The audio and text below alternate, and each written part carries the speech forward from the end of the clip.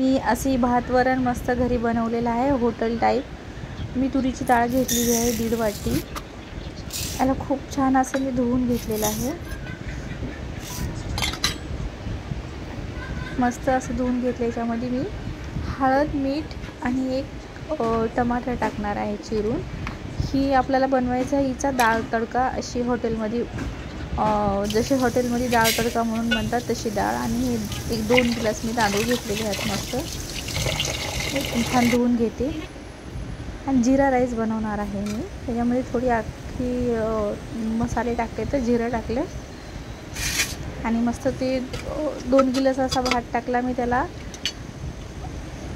मोजून 2च गिलास पाणी टाकणार आहे।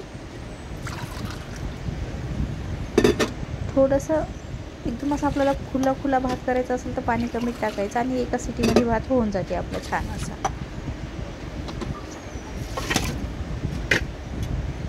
खूप छान असं मी त्याच्यामध्ये थोडं मीठ टाकते चवीनुसार। आणि जिरा राईस जसं आपला बनते हॉटेलमध्ये तसंच आपल्याला बनवायचं आहे घरी पण।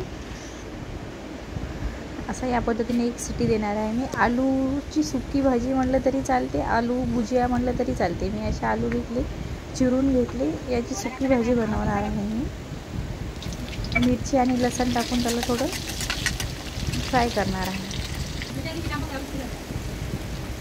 हळदी, मीठ, लाल मिरची पावडर, धनिया पावडर, जास्त काही मसाले या भाजीला लागत नाहीत। खूप छान या भाजीला कमी गॅसवर शिजू द्यायचं आहे आपल्याला। 5 मिनटात आपली भाजी तयार होते। का तर आलू मी बारीक चिरलेले आहेत पतले, आणि डाळ पण तयार झालीच आपली। खूप छान अशी डाळ शिजलेली आहे। तर डाळीला तडका द्यायचा। मोहरी टाकली मी, जिरं, अख्खी मिरची आणि अद्रक लसणाचं पेस्ट, कढीपत्ते असं टाकून मी तडका दिलेला आहे। सोबतच मी सुके मसाले टाकते त्याच्यामध्ये। मसाले म्हणजे काय, लाल मिरची पावडर, हळदी पावडर आणि मीठ चवीनुसार। अगोदर मीठ टाकलेलं आहे त्याच्यामुळे मीठ जास्त नाही टाकायचं आहे। आता खूप छान तडका तयार झालेला आहे आपला। असं बस डाळ टाकली, 2 मिनटं याला उकळू द्यायचं।